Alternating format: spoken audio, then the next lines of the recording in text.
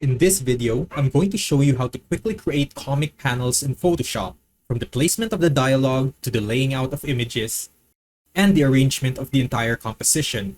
My method is much faster than traditional techniques, but it may sacrifice some of the finer details professionals are used to. I also use AI-generated images for the artwork. If you're still on board after knowing all this, then let's get started. By the way, my name is Evan and I'm excited to share my workflow with you. I have a script ready for demonstration purposes. I've been working on this for far too long, to be honest.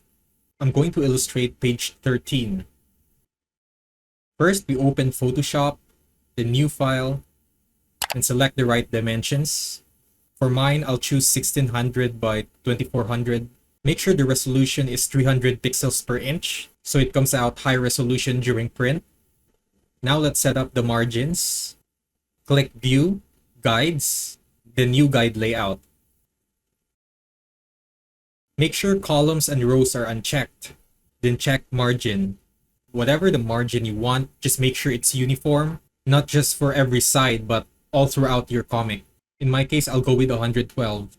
Now, ideally, you wouldn't want anything important outside your margin. For me, these margins are the limits of my panels.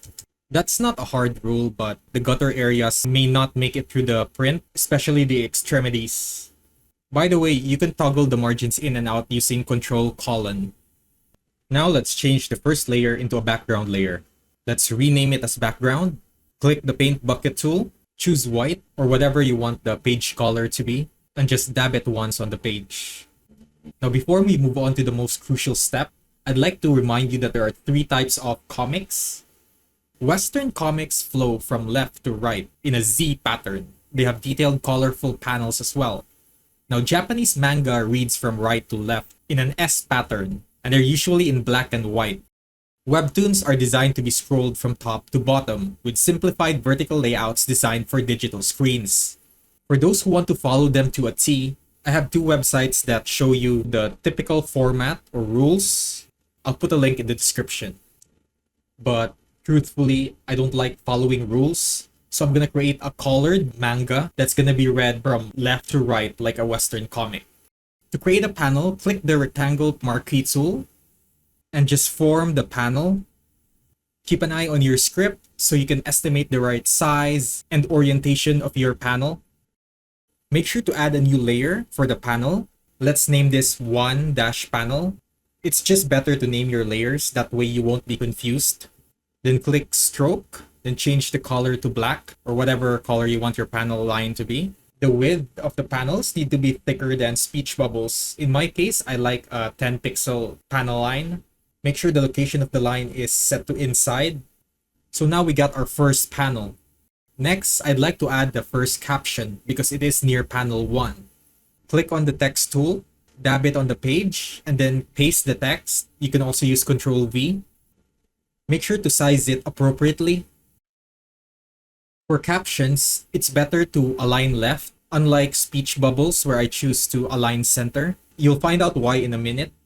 Just lay it out as intuitively as you can. Try to visualize the final look. Now I'm gonna add the dialogue for panel 1. Just copy this and then paste it. As I said, speech bubbles need to be center aligned.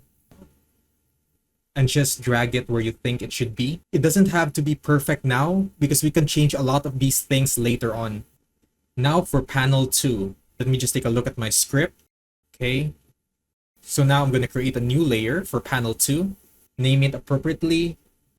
By the way, you can group each panel by selecting all the layers under the same panel and then pressing Ctrl+G. You can click on it to rename. I'm going to change it to panel 1. Now for panel 2, I'm going to click the rectangular marquee again. So I'm just going to place it here, right at the edge on the left. So I'll have room for the third panel on the right. Again, you're going to right click and then click stroke. And we're going to follow the same settings as earlier. Need to keep it consistent. Now let's add a dialogue for panel 2. I'm just going to place this one here. And then group them as panel 2. Oh, I almost forgot. It is quite convenient to place the description of the scene on each panel. I should have added this earlier, sorry. I'm just gonna copy this description right here on my script and then just paste it here. Doesn't have to be laid out well because we'll be deleting this later anyway. But having this here helps you visualize the final output of your page. At least it makes it easier for me to arrange all the different elements. For panel 2 as well. Now all you have to do is rinse and repeat for panels 3 to 5. Now I don't want to bore you with repetitive steps, so we're just gonna speed run through the rest of the panels for this page. If you do like the video, please give a thumbs up.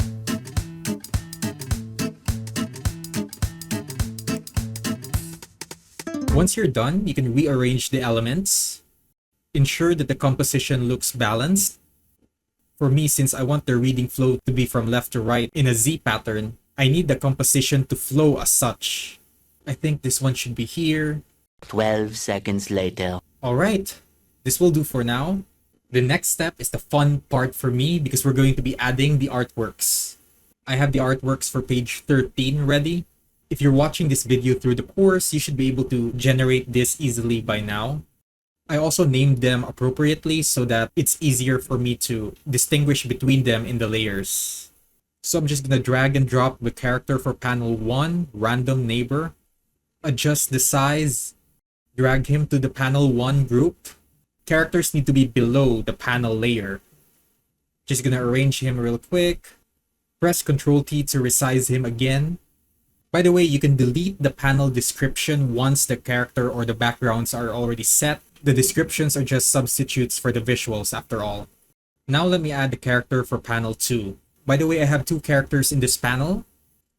I'm gonna do my best to lay them out as realistically as possible, considering we're using AI here and these are not hand-drawn. There will be some limitations, just so you know.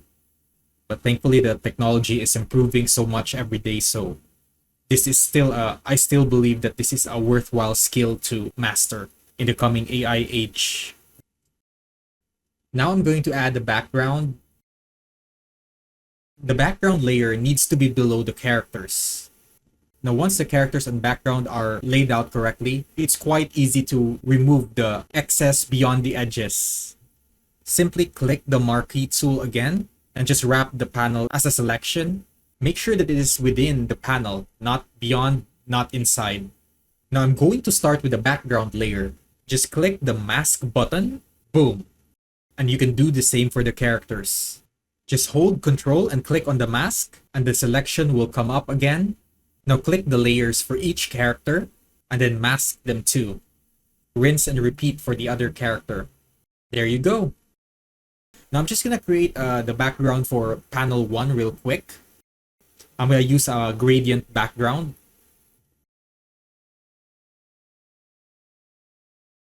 Perfect. Now I'm just gonna speed through panels 3 to 5. I hope everything is clear so far. If you do find anything confusing in this process, please comment down below so I'll work something out.